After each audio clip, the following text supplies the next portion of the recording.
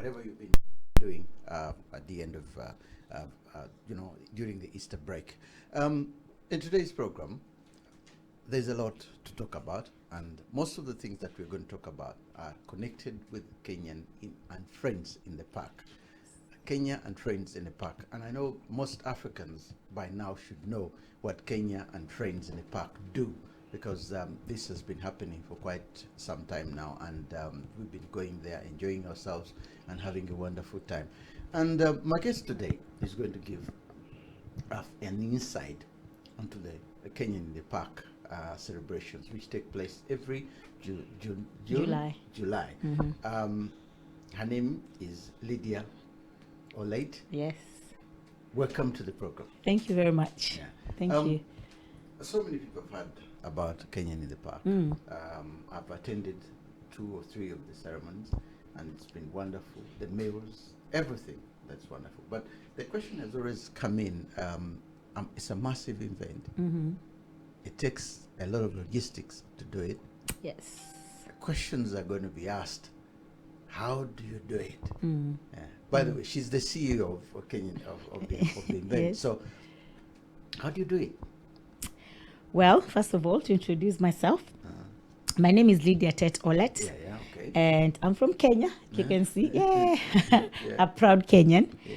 And Kenya and Friends in the Park, it is a hard event to plan and to organize. All right. It actually takes the whole year to organize and plan it. Okay. Because all we want to do is to give the people who are attending and also the people who are buying stalls, like the investors who are coming all the way from Kenya and people who are doing business. We want to give them what we have actually promised them, and that's the crowd. And then with the crowd as well, we want to give them something that we've promised them, and that is a good environment, security, and children.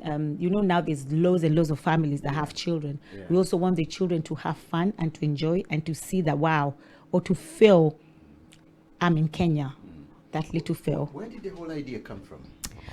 Well, like I always say, that there's nothing new under the sun. Yeah. Everything that we're doing right now has been done before. Yeah. already. Yeah. And it's just the way you style it, is the way you make it unique and make it your own, that even if somebody sees it, they'll think, oh my God, this is a new thing, but it's actually not a new thing. Yeah. So I'm a dancer, and I used to dance in Ghana in the park with my friend Vicky, the Blema sisters, and I've danced there. And every time I went there, I'll see how Ghanaians get together and how they're having fun and how they're enjoying themselves. And I kept on thinking, like, oh, if you have something like this in a Kenyan community, but I was thinking, and it was just staying there. But something triggered that inside me, and I was like, wow, now I have to do something. And the first thing that actually triggered me to doing Kenya and Friends in the Park was the fact that we had a lady, she was 28 years old, and she committed suicide. Yeah, and when I was reading her story was that she was lonely. And actually, before she committed suicide, she had makeup done and everything. So she was actually preparing for that. Because she was lonely. And we know that sometimes with suicide, a lot of time, I know people say, oh, how can they do that to themselves? But we have a lot of mental illness sometimes. We have a lot of depression. We have a lot of stress. And these are things that in a Black community, they don't like talking about it. Because either there's a lot of stigma that comes with those names. Yeah. Exactly. So if you're suffering those things, you don't want to talk to anybody, because some people even see it as a curse. Oh, you're cursed. Oh, you're this. And nobody wants to be your friend. So a lot of people, when they're going through those things, they actually just keep themselves to themselves, which is not good at all. So when this lady died, I was thinking, wow. So she was so lonely for her to do this. Yeah. If she had friends, before she could have done it, she could have thought and said, oh, let me call Lydia, let me call Tom, let me call whoever. Yeah. But probably she didn't have anybody to call. Yeah. So I thought if we do something like Ghana in the Park, but at least make it, because I know people love Kenya. Kenya is a country that a lot of people, I think I was even reading yesterday, and is the 3rd biggest country in tourism. So I was like, wow, people love Kenya. So I don't want to do Kenya in the park, but I want to do Kenya and friends so that we can bring the other community as well and showcase Kenya, how Kenya is, and show them that, wow, this is our country. I know people love Kenya, but you've not seen anything. So let us show you before you get there. So that's why Kenya and Friends in the Park now came in. And so I said, wow, so if we have people, and then, some people left their country. Some people left Kenya like 20 years ago, 25 years ago, 30 years ago. Those days there were no mobile phones. Yeah. So probably you left your friends there and you don't know that they're also in the UK. Already in the UK, but you don't know how to get hold of them. So if I do something that will bring all these Kenyans together, then you might be able to meet your friends, people that you can actually relate to, that you didn't know that they're around. So that was the first instinct of me saying, you know what, I'm done of thinking, I'm done of wanting, I'm done of dreaming. It's time to give birth to this thing that I've been carrying for 3 years. So that was just one of the main points. It was about socializing. Yeah. But I attended the first one. Mm-hmm. It was massive. Yes. It was really, really massive. Yes. Extremely successful, and I have to thank you so much for that, because I enjoyed it myself, and me and my friends had a wonderful time. But the question was always, when it comes to logistics and the friends, because I've tried several times, and I know people out there who have been trying to make things happen. There is always a money issue. There is always a logistic issue. The friends you are going to get put together as a team to believe in your dream sometimes may let you down. How do you get these people? Because the way the whole thing was being handled, it was so professional. Did you just get these professional people in and pay them to help? No, How did it happen? Sometimes when you have a dream, you actually need people around you to fly with you, and you have to get the right people on board. But we don't know who the right people are. We just bring people because we think, oh, she's my friend, he's my friend, and he can help me. But we don't know what people think, so we just collect people. Everybody to turn up. But if you're someone who prays and believes in God, God will just take the ones that are not supposed to be with you just out. You understand? And even when God is taking them out, you still feel the pain and cry and say, wow, why did that person do that to me? But at the end, you see, it was a blessing in disguise, because we did have almost 12 people on board. When I started when I started with Kenyan Friends in the Park, I called a lot of people around, and I was like, oh, come and join me. This is what I want. Come and join me. So everybody was so excited. And they came, and we had a meeting, and we sat together, and I told them what I want to do, and I told them what I want them to do as well. So we joined, and where there's more than 2 or 3 people, one will phone the other and say, oh no, it's too much, talk. Course, and the talk just went round and round, and I found myself with only one person. Really? Yeah, so I ended up with only Mercy, and her name is Mercy Kimintha. I'm sure you've seen her. She's a Maasai. She's so lovely. I just thank God for her, because we are so opposite, and we complement each other so much. And so I was just left with just her, and it was just the two of us, women. And I was like, okay, now this is going to be interesting. But I said, because I've had this dream for 3 years, and there's a reason why I'm doing it. It's not like I just copy and paste somebody's idea. I've heard it for long, and I knew that this is something God wanted me to do for our community. So I said, I'm going to do it. Whether it's me and Mercy, or just me by myself, I'm going to do it. So I started running with just me and Mercy. And then people saw, some people saw the potential that was in this just by advertising. Even before the first one happened, people saw the potential, and they'll call me. So there's this other lady called Lydia. This lady, her name is like me, Lydia. And on Facebook, she calls herself Sarokate. And she called me. And when she came, I met her. And I drilled this girl like crazy. I was like, what do you want? Who sent you? You understand? I was like, who sent you? Why are you saying that? You like this? And she was telling me, she was actually like prophesying that, oh, this event is going to be this, it's going to be that. That's the reason why I even suspect her. Okay, calm down. It's not that deep. And this girl, I'm telling you, if there's someone that you can sleep and don't even wake up and know that you are safe, she whether it's mentally, financially, physically, spiritually, she's always there. And that's interesting. yeah, she's a rock. You know, she's the rock of Kenya in the Park. People just see me, but Lydia, she runs the entire show. The entire show. I'm just on the front line because I came up with the vision. But Lydia actually runs the show, and for that I really appreciate that girl. And she's behind the scenes, so people don't really know about her. It's only when I mention her. But this girl, she's more than an angel to me. Okay. Now, something else I wanted to draw your attention to, which I should have probably asked a long time ago when we met. Yes. It's connected with the several, the involvement. You welcome everybody as long as it's a Kenyan, regardless of the tribe, religion, and so on. Oh yes. But these people from Mombasa, Jamaa Mombasa, Yes. Sauni, Mondoni, those areas,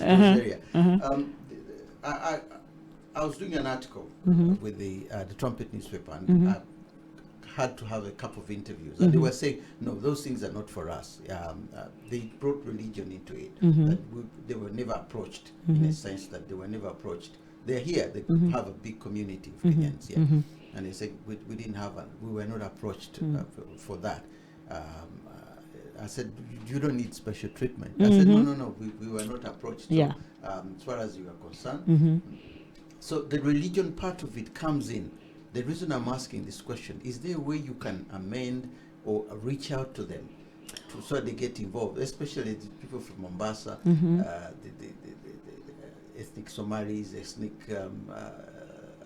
Syrians who are based in Mombasa.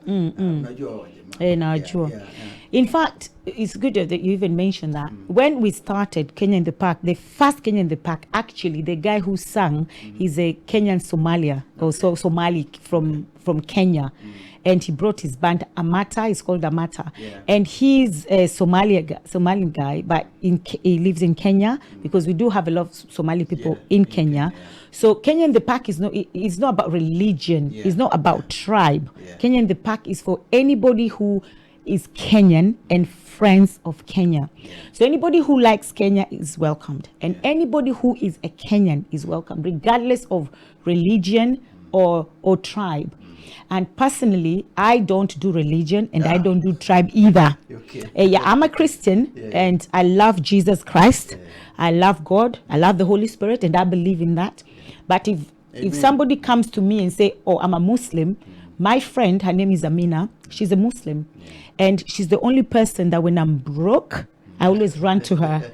And sometimes she even calls me and she says, have you got money? Yeah, and I'm like, yes, I have. And she's like, I'm broken. She's like, are you sure, Lydia? Are you sure you don't want money? Especially Christmas time. She always calls me, and she bails me out sometimes when I don't have money. And she's a Muslim, so for me, I don't have to just be a friend of someone because they're Christian or because they're Muslim or because they're another tribe. What most of them were thinking, because we've seen this a lot in Uganda, and I've seen it among Nigerians, and I should mention it, by the way, because it's something that is going to keep coming on in most of the conversations that we always have.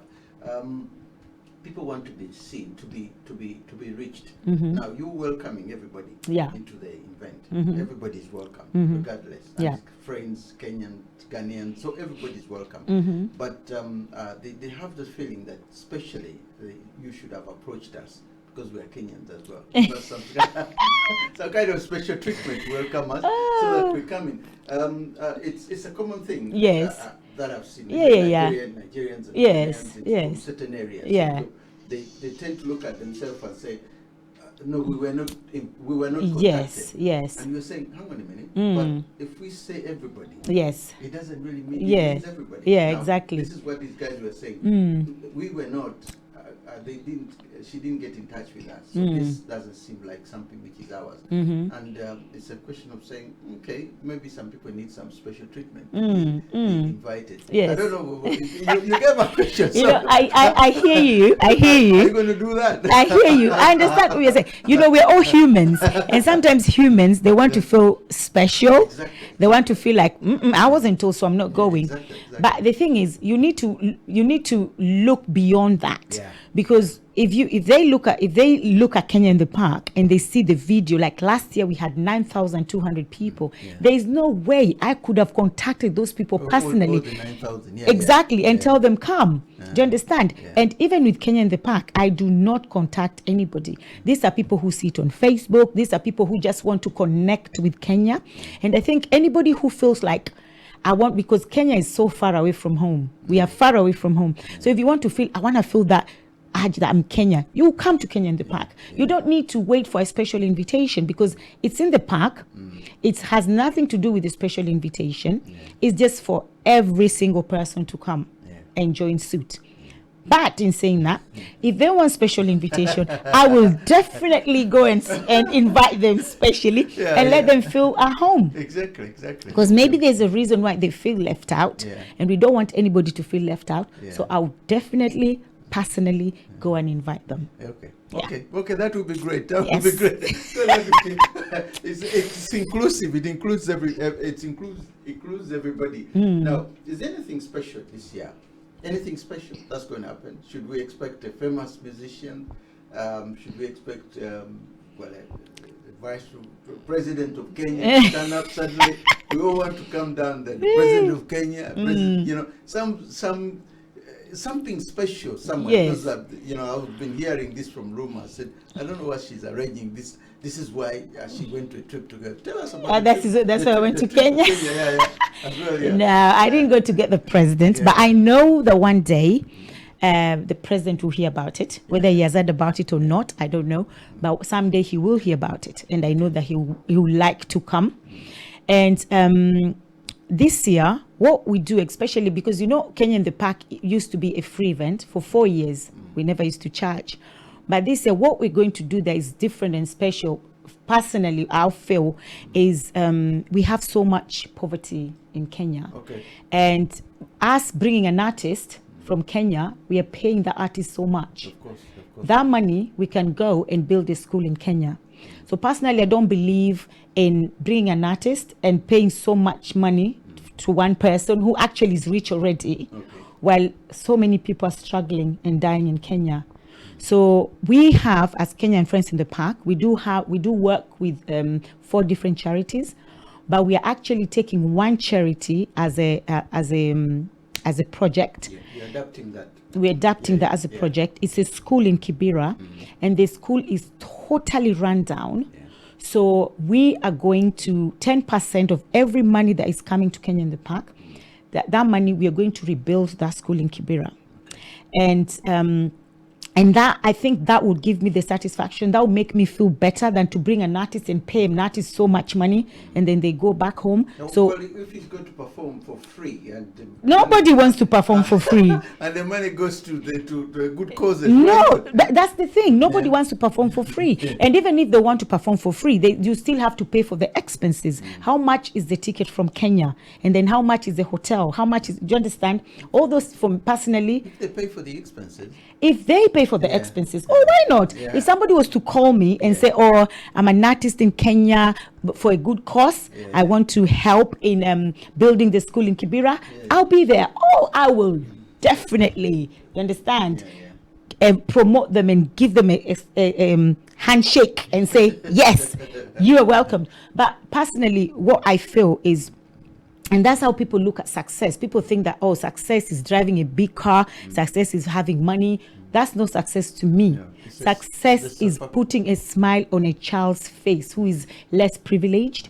And that's why when I go to Kenya, I work with so many charities that people always think that somebody has given us money. And this is the first time I'm actually saying this. The money actually comes from our pocket.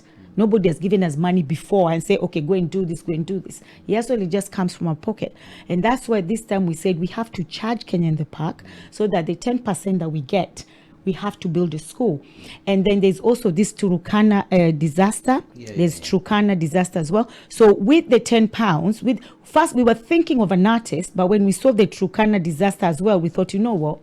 That money that we're going to bring an artist, we can take that money to Turkana. We can save somebody's life. And for me, that is all that matters. So if somebody asks me, oh, what's so special in Kenya in the park on Saturday and Sunday? I would say what's special is that we will collectively as Kenyans put a smile on a child's face. Now, the issue of maybe the Kenyan government getting involved, the Kenyan embassy giving an assistance wherever possible. Because I remember, I think when the first one came out, the first Secretary of Kenya, Kenyan or something like that, I can't remember the man's name, had sort of made a promise, and he said, look, we're going to do our best to ensure that this project goes beyond us, in the sense that it doesn't involve the government, it doesn't involve, so it goes beyond us, in a sense it outlives most of us, and in doing so we could do our level best to ensure that we assist in any way possible, as a government, as a Kenyan embassy. Is there anything coming from there now? Well, I do appreciate the Kenyan embassy so much, and I do appreciate the foreign affairs in Kenya, because we work collectively with them, which is brilliant. But financially, they do not. They do not fund Kenyan Friends in the Park financially. No money comes from the embassy, and no money comes from Kenya. The only thing that they do for us, which is, I think, is even better than money to itself, is they endorse the event. So so they endorse the event, and they say, yes, this is something that we are aware about. And the foreign affairs in Kenya as well, they endorse the event. And for us, that is more than money, because if they give you money, you go back again and ask for more and ask for more all the time. All the time. So if they endorse the event, they've given you a golden ticket to go now and fetch for money yourself. So you might even get more money than what they could have given you. So for us, they don't help financially, but they've endorsed the event, and they also grace the event on that day. The ambassador always comes and grace the event, which is, I think, for us, it's a bonus. Okay. Now, how about other means of, say, for example, the Kibera school that you're trying to talk about, that you have said is meant to be Kibera school, which is meant to be Shama, Shama, dealt with. What else? There was a primary that you talked about. The school, you talked about somewhere else where the money is going to go. Turkana. Turkana. Now, these areas, I'm looking at these areas now, and if you can reach out to funders within the UK, because I've seen several Ugandan companies, Ugandan farms, or Ugandan charity organizations have reached out, or they have reached out to British companies, or British charity donors, and have managed to get help from them. Is there something like that in the pipeline as far as Kenyan in the Park is concerned? Well, we've not approached the government yet. We've not approached any organization yet, but it's something that we would really love to do. If anybody came forth and said, okay, guys, I'm going to help you to, because personally, I won't lie, I hate filling forms. I hate, I really hate it. And a lot of grants or funding, every time they expect you to fill like booklet forms and everything. I can't do that. Yeah, because I think they are being very wary of where the money is going. Yes, exactly. So if somebody was to come and say, okay, guys, I'm going to help you do this. This is nice. Of course, we'll do that, because it's going for a good cause. And I would love to see one day a child stand up and say, because of UK diaspora, because of Kenyan Friends in the Park, I went to school and our school has been built. And I would like to see somebody in Turkana say, wow, I could have lost my dad, but because of Kenyan Friends in the Park, I am this. Do you understand? Not because of Lydia, because it's not me that makes Kenya in the Park. It's the people who come. It's the people who attend Kenya in the Park. It's not me and Mercy. It's not me and Lydia. It's not me and Mr. Seed. Or you understand? Or all the other people who are behind Kenyan Friends in the Park, because we do have Sydney. We have JJ. We have Kea, who is always doing flyers for us for free. And people don't understand that Kenyan Friends in the Park people even don't get paid with what they do. JJ always comes there and he works tirelessly. They do it out of love, yeah. They do it out of the passion they have about Kenyan Park, because they've seen the potential. And someone like Sydney even called me and he was like, Lydia, we really need to give the money we get. We need to do this for charity. And I was like, yeah, we're in the same spirit. Yeah. We're going to do this for charity.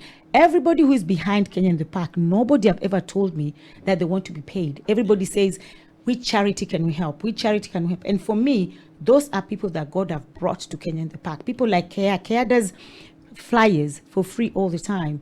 We've never paid him for that. Yeah. And we have Sydney, we have JJ, we have Suleiman. And Suleiman, the funny thing with this boy, is only 17 or 18, but he behaves like an adult. You'll never even think that this is a little boy. And he helps a lot. And then we have our children as well, who are always running, giving flyers, Mercy's children, my children. They never have any holiday. They're always helping. And all of them, their mindset is charity. Nobody thinks of their pocket. Yeah. I can understand that. By the way, anybody watching us, this program is sponsored by Omega TV Live. And if you want to get in touch with us, our telephone number is 0208 520 3359. I repeat, 0208 520 3359. Omega TV, there's a lot as far as Omega is concerned. There's quite a lot of things that are done, and if I'm to sit here and go through all of them, we'll probably be here for the entire program. But flyers, posters, folders, brochures, bookmarks, banners, stationery, business cards, letterheads, envelopes, sticky notes, folders, notepads. It's quite a lengthy list. All you need to do is go to Omega, have a look on our website and see what we do, what Omega does, and then you will, if you're interested in any of that, we're more than willing to serve you. Lydia. Yeah. The issue of using famous people for causes. Mm-hmm. I've had this a number of times when I'm addressing a number of Nigerians and a number of other people. Mm-hmm. Say, for example, Kenya has the actress. Mm-hmm. What's her name? Who? The actress who won an Oscar. Oh, Lupita Nyong'o. Lupita Nyong'o. Yes, we have Lupita Nyong'o. Wanyama, the footballer. On a number of occasions, Mm-hmm. I've always said, look, these people, because of where they come from, Mm-hmm. their backgrounds, Yes. are the kind of people that could be approached Mm-hmm. and say, look, we have a cause. We probably need, the moment they see your famous face Mm-hmm. around, Yeah. say, this is the cause for Kenya in the Park. Mm-hmm. This is what we're trying to do. Mm-hmm. We're not asking you for any money, Yes. but we want you to come in and show your support and so on. Have you approached them? Because I've approached Kano one day. Yes. The Nigerian footballer. Yes. For a cause. Yeah. And he was okay. He gave me the excuses, the normal excuses. Yeah. But at least I tried. Yeah, you tried. Yeah. Have you tried that? Yes. I've tried with singers. I've tried with artists in Kenya, and that's why when we go to Kenya, we make sure we see at least 4 or 5 artists. Okay. Nobody cares about a cause because they've made it. No, and I'm being honest, totally honest. They don't care about a cause. They don't care about if they are to do a charity themselves. Like if they're to let's say somebody comes, one artist or one celebrity comes out and say, oh, I'm going to help, I'm going to Kibera to help, then that's fine. They will go and help, and probably they will help.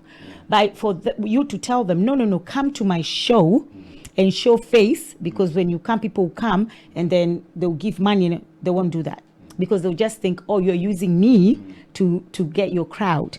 They will not see beyond and say, oh, that's just what they think. And I've approached more than 10 artists in Kenya, and especially this time round because of Kibera School and what happened with Turkana.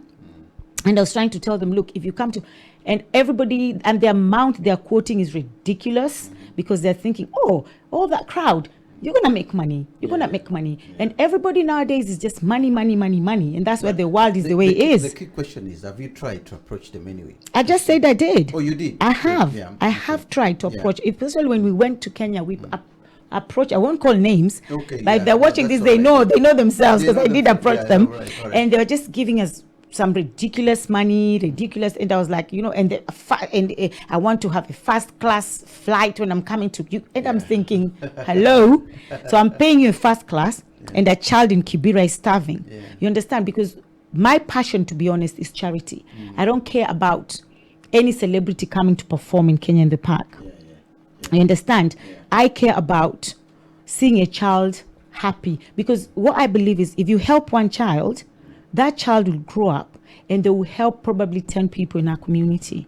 Do you understand? Because the guy that have started that school, Shama Splendid Center Secondary School, the one that we want to rebuild, he was actually born in Kibera, raised in Kibera, went to school there, and he said that some of his friends took a wrong direction. They've been killed. Some of them are in jail. You understand, for doing bad stuff. And he was saved by someone who gave him an opportunity and took him to school. And because of that, he now started a school in Kibera. He can just go somewhere else, you understand, and do something else. But he thought, I'm going to start school in Kibera because the opportunity that I was given, I'm going to give someone else. So if you help one child and that child grows up and think the same and say, you know what, I was given an opportunity, I'm going to... Let me give it to someone else. Yeah, we will change the world. Because right now, like I was talking to some people and they say, especially Africa as a continent is corrupt. Our government is corrupt. Everybody knows that, Everybody is, and the whole world is corrupt. Don't get me wrong, the whole world is corrupt. But Africa is just open, like why you open. It's in another level. It's in another level. It's a different level. And like someone say that every house has a toilet. It's just how dirty your toilet is. And the African toilet is super dirty. You understand? They don't even want to go in themselves. They don't even want to go in themselves. So I've said, instead of us complaining as Africans, we should stop complaining, because we've complained. Nothing is happening. And I think the more you complain, the more you give them adrenaline to do it more and more and more. It's like they like when you complain and then they do it more. So instead of us complaining, we should now take this step and make a change ourselves. And the changes, let's start building things. Let's start helping these poor people. Let's start doing what you can. Because if you sit there and complain, nothing is happening. So if you can't beat them, join them. That's the alternative. No, it's good to know that at least you've tried with the artists, because I've already thought that would be one way of actually getting what you need, in a sense that some of them have come from very poor background. For example, the Kenyan runners, most of them, when you read their biographies, they ran to school, schools were 10, 20 miles away. So the whole structure is centered that through running, through athletics, most athletes are from very poor background. Through all that, they have succeeded. And you would think, quickly, they might help others, because they know how tough it is to succeed there. And the question of approaching them, and the question of approaching those who know them is extremely important, in a sense that you may have approached and you get a wrong answer, but if it passes through someone else, I don't know whether that's another angle that might work. Yeah, but the thing is, regardless of how you approach these people, you'll have to pay for the expenses, because somebody will look at it and say, okay, then I want to help this charity, but so are you trying to tell me that in order for me to help this charity, I have to pay £600 from my pocket for a flight, and then I have to pay for my accommodation, I have to pay for my transportation and my food? Nobody's willing to do that, because that's not helping the charity. They've used money from their pocket. Do you understand? Or they'll say, so you want me to leave my work? I have maybe that day I have a job that is going to pay me.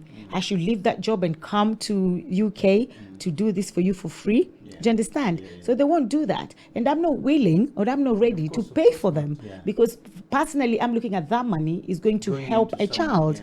Do you understand? So if anybody, and I always say that God will bring the people that are supposed to be there. No money no marketing, no advertisement will bring people to your event. Only God will bring the right people to your event. Yeah. So, and only God will bring the right people to help those underprivileged children. The issue of, obviously, we live in an equal society nowadays. Yeah. There's nothing for women and there's nothing for men. Mhm. It's so equal, Mhm. regardless of whether what a man can do, a woman can do. But speaking to a number of women, they look at challenges. And in fact, I was talking to one of them not long ago. She's also trying something similar, not something similar like Kenya in the Park, but something doing some kind of charity to help in Uganda. And Yeah. she was saying, look, the toughness of the things that I'm going through, just for something simple, as you're saying, and I'm not getting it, maybe because I'm a woman. And at one time, your name came up. And I said, yeah, she can do it. You're telling me you can't? And she said, no. She's a different type of woman. Oh my God. She's a different What type do you of- mean I'm a different type of I said, woman? what do you mean? What do you mean? Exactly. But the thing is it's like you're in another level. Yeah, where that level whereby you've received so many awards, you've been left and right, you've been everywhere in a sense that what you're doing and the kind of things that you attach yourself to, the schools, the promotional speaking, this, that. Someone would say, where's all the energy coming from? And where did the energy, the time, and everything. So that's why she was saying that, no, that's a different level. Maybe you have some kind of a special gear somewhere. If she's there listening to us now, Grace. she probably wants to know, has she got a different, does she drink something Oh different? my God. Does she has some kind of fuel that in a tank, which is we need to know about? What drives her? Yeah, I mean, that's what I'm trying to come to, because he says, look, I go left 2 meters away and I'm already tired. But then you hear, oh, she's somewhere in America coming. She's in Morocco. She's in Italy doing this. That kind of level. How do you, what kind of gear is that? First of all, I would say it's the grace. Of God. That's why I always say it can only be God. Yeah. Because personally, I wouldn't lie to you. I don't know how I do it, because I don't take any medication. I don't take any energy boosting. You understand? And I think that's why I always say it can only be God, and it's God's grace. But I was since I was a little girl, I've always had this energy. I've always been the one on the front, even in my family. My mom said when she gave birth to our firstborn and secondborn, there was so much peace in the house. But when I was born, all hell broke loose. I was everywhere. I was fighting, I was shouting, I was loud. You've been doing that ever since. So I think I've been doing it ever since. So I just have that natural energy. And it's so funny. Let me just tell the audience, I do not drink alcohol. I don't smoke weed. I don't take drugs, because that's what some people always think. They always say, anytime we meet and they say, oh, so what do you drink? I say, oh, no, so I don't drink alcohol. No, you're lying. Maybe you smoke weed. I'm like, no, I don't. Okay, which drugs do you use? I say, no, I don't. It's just grace, you understand? Because I think God has given people different grace to handle different things. And I think that is just my energy. Yeah. It's just your energy. Yeah. Now, have you got some messages for us? Some people that have already been sent you messages already on your system. Maybe wanting to know certain things. Have you got that on your system? I can see you. I've been seeing you trying to read it. Oh. Yeah. That's what I'm saying. Have you got? Because they are watching this. Okay. The shop at the moment. Yeah. If there's any messages in there. If there's no messages at all, then I can always find something to talk about. Yeah. Let me see the comments. And the thing is, it's really slow in here, so my comment is not really opening up. So yeah, it's not opening up. Yeah, it's not opening up. So maybe we just continue with we're talking. Yeah, I know. Okay, we've gone through that. Now new signs that you've come through, Mm-hmm. say the new things that have come through, because Mm-hmm. you've gone into acting as well. Yeah. And this is something that took me by surprise. Mm-hmm. When that film came out, and which was being promoted, and I could see your name on it, and I said, Yes. hang on a minute, where is she going to, where else is she? Is she heading for the moon now? Oh, that is so funny. Yeah. Yeah, I'm with Nollywood TV, Okay. and my director T.Y. Moore. Yeah. I can't not mention her. T.Y. Moore. I really appreciate this lady because this is, don't forget, Nollywood is a Nigerian thing so much, even though it represents the whole of Africa. But she gave me the opportunity to join into that industry. Okay. And we did the Apostle Do Good, and Apostle Do Good is actually a TV series. And now we're doing You're series involved 2. in the TV series? Yeah, I'm involved. I'm Yeah. a pastor's wife, Ah. you know, and my husband is a very bad man. Okay. And Apostle Do Good is a church that actually exposes the good, the bad, and the ugly. It's a very, very interesting storyline. Okay. And it's things that actually happen in real life, Oh, in really? churches. That's good. And that's why I really love the storyline. Okay. And Is it acted in Nollywood or is it acted here? Is it? Do they act it? Do you have to fly out to Nollywood or you here? yeah, to Nigeria. There's someone, 2 guys who went to Nigeria, so they acted a part in Nigeria, but most of the parts are actually acted here in the UK. Okay. Yeah. Okay. And my first movie actually was 5 years ago, and I went to Nigeria with it. It was called Captivated, and that one also was T.Y. Moore's concept. And I wrote the movie, and the movie was actually based on a real life story of a lady in a reverend in Nigeria. So I wrote this story, and it was so good that it got nominated. That's great. And we went to Nigeria. I went to Nigeria with the movie.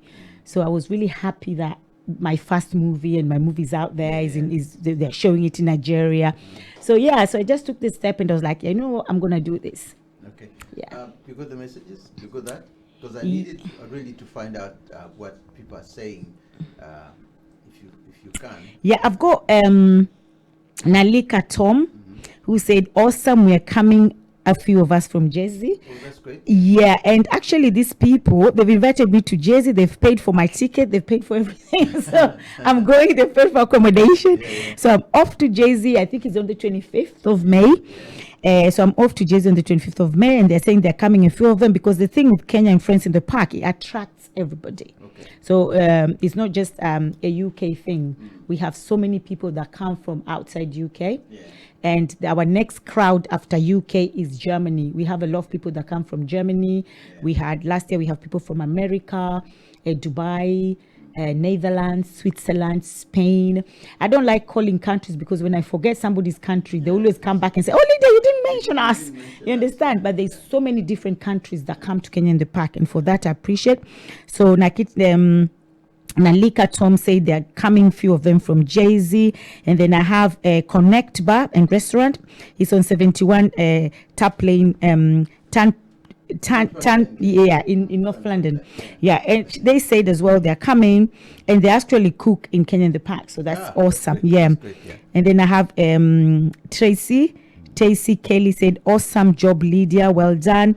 Jacqueline Kumba said, well done, Team Kenya in the Park. Arao, this guy lives in, I think it's Liverpool. He said, cool.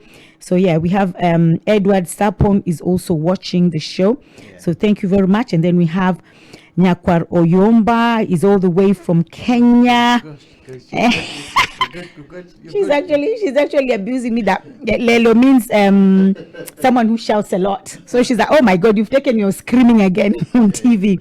So yeah, so we have people watching from Kenya, watching from America, watching from Jay-Z, and in the UK as well. Okay, now I needed to, this is something which maybe the governments of Kenya could utilize with such a huge entourage of Kenyans meeting in one particular place, coming down. A huge, say for example, investors from Kenya who are interested in investing, people who are interested in investing in Kenya, or people who want to do good things for Kenya could easily find a platform in Kenyan in the park. Yeah. And that can only be organized when the government gets involved. Because it's going to help the government Yeah. and the people of Kenya. In a sense, it could bring employment, it could bring investors. Yeah. That approach is it's not your call, it's theirs. And they are not making use of that. And no, they are, because what happens is when companies tell us that they want to come, they have to go through a foreign affairs office in Kenya for venting. Okay. And some companies, when we go to Kenya and we tell them that, before you come to the UK, you have to go for foreign affairs for venting, they pull out. Oh, really? Straight away, they pull out because they're thinking, maybe they were not real people and they don't want to be vented by the Foreign Affairs Office. So the government do actually come in and help in that aspect. Okay. And they also give us, sometimes they give us some names of the companies as well that they think that will benefit. So they do really help in that aspect. Yeah, they do help in that aspect of giving us real people rather than fake people to come and fraud the diaspora. The diaspora. Okay, Yeah. But I do understand that. But then when you hear that their contribution is not that, there is that feeling that, hang on a minute, if they're helping in that way, and it's also going to help the country, then it's an investment worth putting some money in. Yeah. Yeah, that's what I mean. Rather than simply being venters. Yeah. But you see, the thing is, that is a little bit tricky, because the thing with the government is they will say that, okay, what you're doing is really good and we appreciate it. But if we give you money, another group will come and say, us two, another group will come and say, us three. You understand? So it's just, and then they can't say, okay, we'll pinpoint this one and help this one. You see, like, with the British government, the system is totally different. With the British government, what they do is you write application, and the group that wins, or when they see the potential, they'll say, okay, we're helping this one, and they don't care if someone is complaining. But with Africa or with Kenya, because we are far away, they'll feel like it's unfair to give this one's money and don't give some money, because I think if we were in Kenya, then it's probably a different story, because we're in Kenya. So we are helping these ones because there's more potential. We're not helping this one because there's no potential. But because we're in Kenya, you won't feel it like that. But because we're in diaspora, someone might say, yeah, but even me, I'm trying to bring Kenyans together. So why is it that you're giving this ones and you're not giving this ones? Do you understand? That's why. That's one explanation that we got when we asked for financial help. Okay. Yeah. So, yeah, because there is a huge African and especially African population abroad, the Ugandan one, the Kenyan ones, in almost all African countries, and there is a lot of money that is remittance that are going back home. Of course. Those remittance are extremely important to the developments of our nations in Africa. Now, they're not being used they're not being used properly, in a sense that if you know that there's a potential somewhere, then it's a question of saying, I think if I put more money there, there'll be more to come from there. That's the kind of belief that I have anyway, from my side, that it's not properly being used. But then I would think, well, maybe the approach, we all have different approaches. If you approach them in a different way, don't you think? I think it's the way we perceive things. Everybody perceives things differently. And your mentality of how you perceive things is totally will be my mentality, the way I perceive things. And sometimes I think is living out of Africa, sometimes, or living out of your country, that changes your thinking capacity. And what I was saying when we're talking about corruption in Africa, and someone say, I think just Tanda should just come and hit the corruption. And they said it's not even that, it's the mindset. If they can change the mindset of governments in Africa, just change the mindset, because you see somebody who is super rich, they have like 10 cars, and someone doesn't even have a house to live in. Leave alone shoes to wear. Shoes to wear. They don't have it. And then somebody is trying to help, someone is trying to help that poor person. And even the person trying to help the poor person, you want to kill that person. Or you want to get rid of that person. Why are you helping the poor person? It's like They feel good when they see poor people. They feel good when they see people living at their mercy. And that is their mentality. So the way you perceive things and your mentality is different. That, oh, why can't you do this? This is going to bring more money in our country for development and infrastructure. That's not the way they see it. They see their pockets. All they see is what is going in my pocket. If you go, we've been to one office in Kenya, and we were talking about how we can develop this. Do you know what that person said? No. What am I getting out of it? And I was thinking, excuse me, what do you mean? What are you getting out of it? If you write, we've had people who are telling us, you can write an invoice for this amount and we'll give you this amount. And I'm thinking, but this is going for charity. This is something that we want to do. They do not care about charity. They do not care about how much money is coming to Kenya. They do not care how much money is going to Africa. They don't care how much development you're going to do. They don't care how much what you're going to change. They don't care whose life you're going to impact. All they care is how fat is my pocket. That's all. You understand? So it's so hard and it's so difficult, and that's why I said, you know what, we should stop complaining and do what you can. What you can do, If you can only change one life, change it. If you can only build somebody one house, build. If you can build only a school, build it. We've got a saying in my tribe that omumpi wako mawakwata. That's in Luganda. Wow. Where a short person reaches is where he touches. So if it's a short person, he can't reach the top, obviously. Where he was reach is where he can reach is where he's going to touch. If he can't reach the top, he can't. So that's how it is. The difficulties are obviously there, but this thing is a success. The whole project is a success. But there are difficulties, of course. Of course. So many. How do you overcome them? There's so many barriers. There's so many obstacles, and especially from humans. It's so difficult. But in saying that, I actually want to just say thank you so much from the bottom of my heart to Kenyans and to all those people because as much as we had 9,200 people last year, 80% of those people are Kenyans. And we have Kenyans especially Kenyans who came from outside the UK. They paid to come from Switzerland, to come from America, to come from Dubai. You understand? They paid their own money to come and not just have fun, but also to support the event. So I'll say thank you so much, because I know people will say, oh, thank you, Lydia, you're doing a good job. But it won't be a good job without them. Of course. You understand? So I want to first of all say thank you to all those people that have always attended Kenyan Friends in the Park, even though some of them will just come to see failure, but they've come.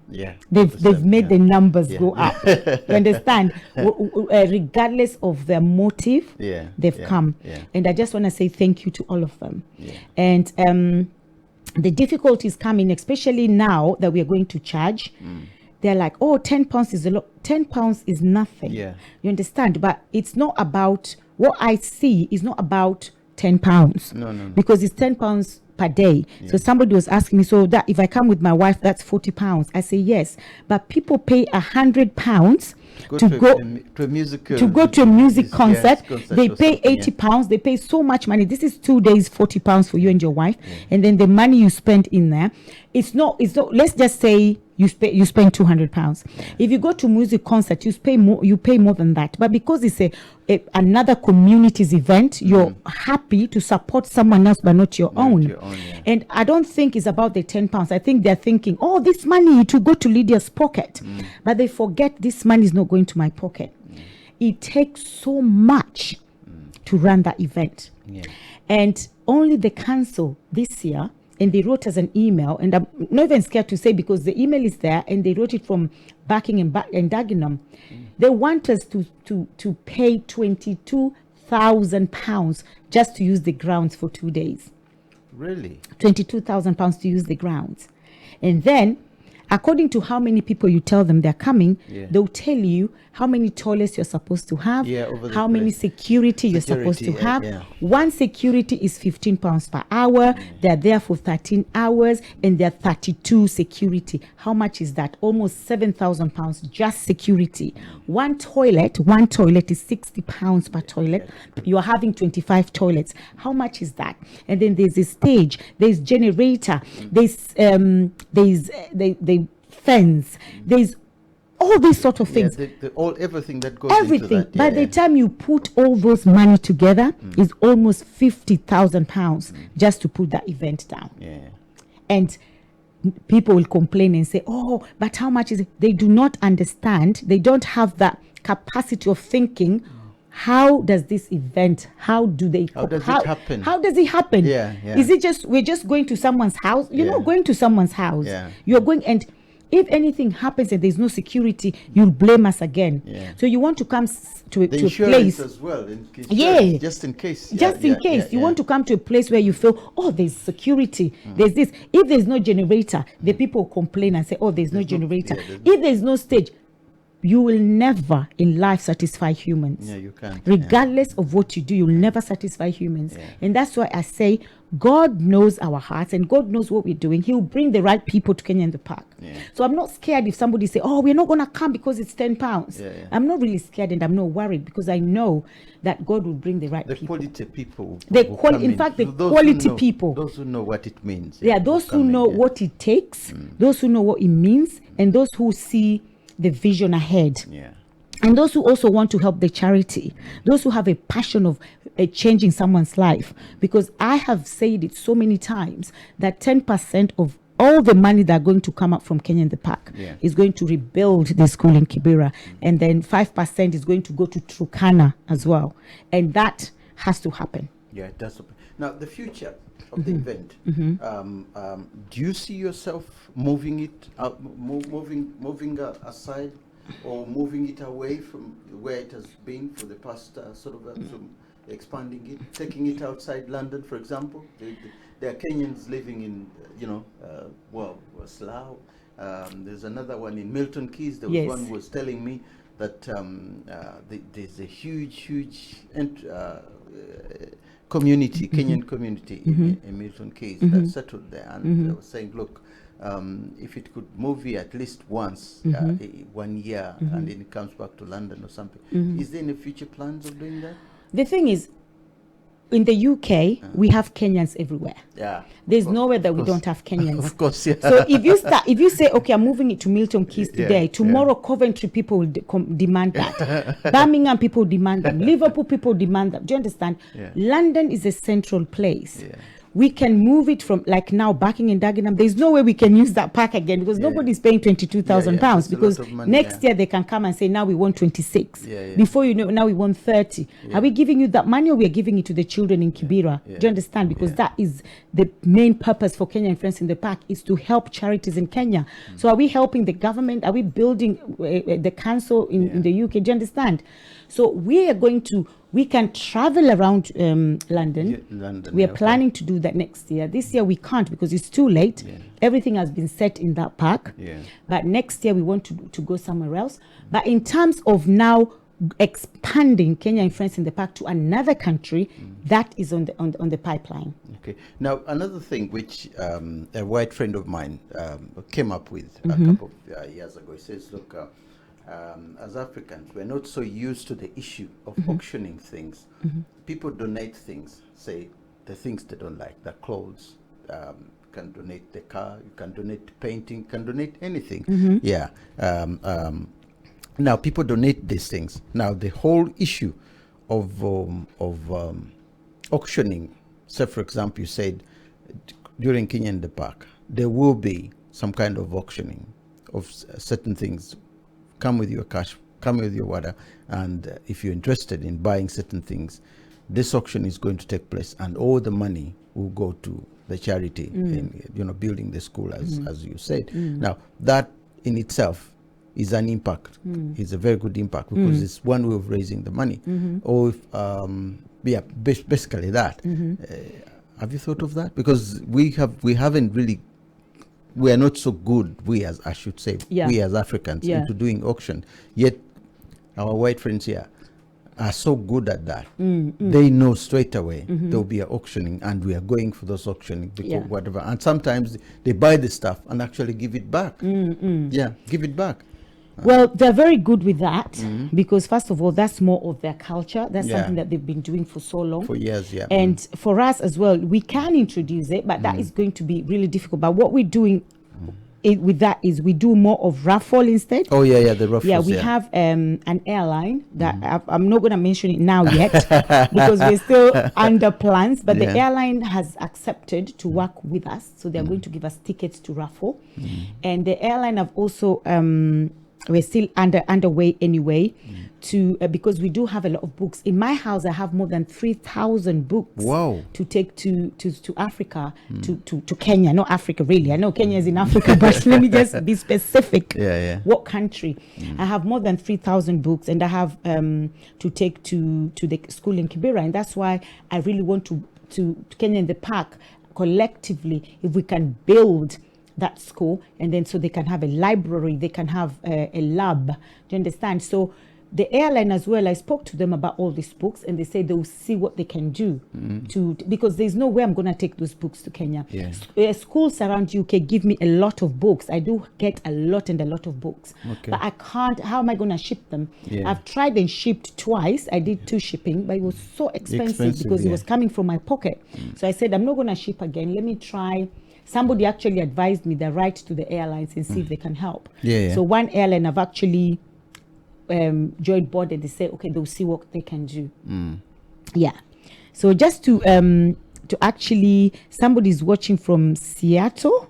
Wow. Yeah, that's in USA. Yeah, somebody's actually watching from Seattle, Dorothy Lulu. And actually Elizabeth Elizabeth Kangede, this is my mayor. This is the first Kenyan mayor of Barking and Dagenham. Okay. She's actually watching. She say, oh, that's my girl right there. She say, quality people will always support. And thank you so much, my mayor. I call her my mayor because I don't care if she's not a mayor anymore. But for me, she'll always be my mayor, and we love her so much. Kenyan people love her so much. And she say, absolutely, that's not our culture. Oh, for the auction. So she's watching as well. So thank you very much, Elizabeth Kangeve. And because someone actually called, so I lost other people in here who are watching. I wanted to actually appreciate them because I saw a lot of people watching from Kenya. Somebody said they're watching from Gulu.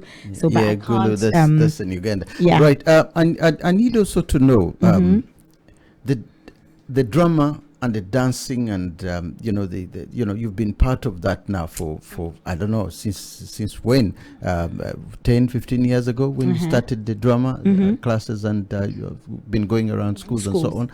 There've been a lot of recommendations in that, and the interest, ironically, is more to do with not with the African children, but with the white children.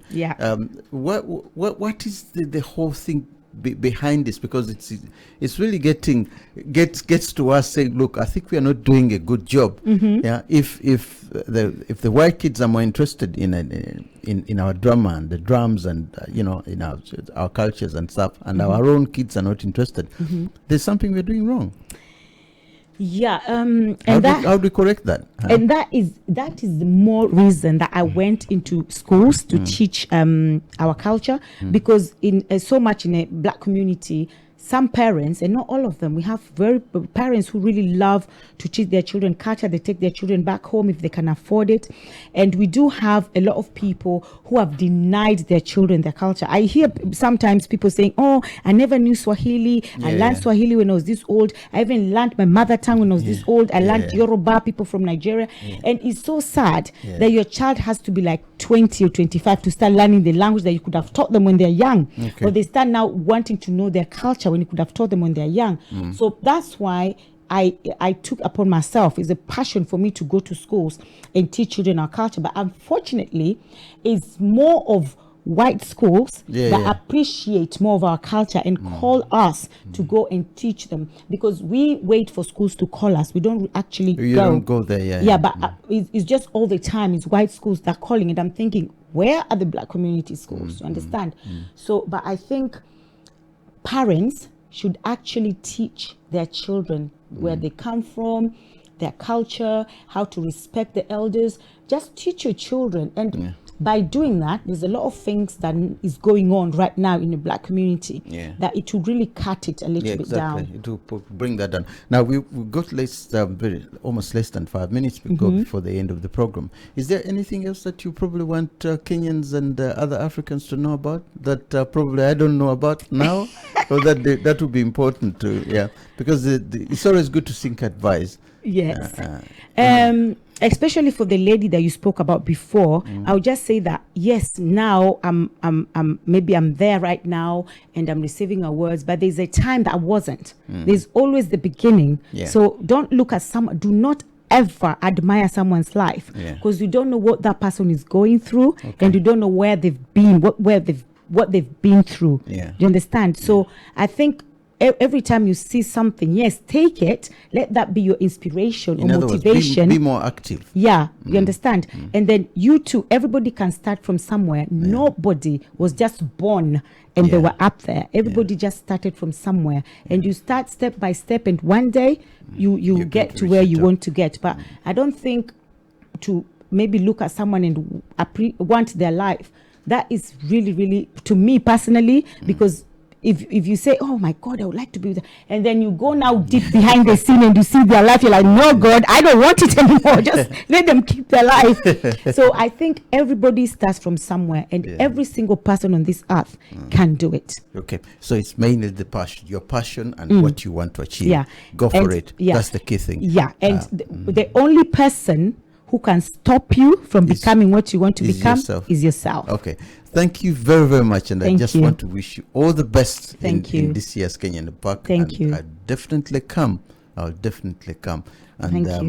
thank you very, very much. I just want to thank everybody for today's program, those who have sent messages and those who have been with us since the beginning of the program. And also to remind you that Omega House, Omega TV Live, sponsors this program. Our telephone number is 020-8520-3359. If you want to get in touch with us, wherever you are in any part of the world, you just have to add on the UK number. And of course, you'll get quite a lot of things that we do here as Omega TV Live. Thank you once again for being with us, and may God bless you.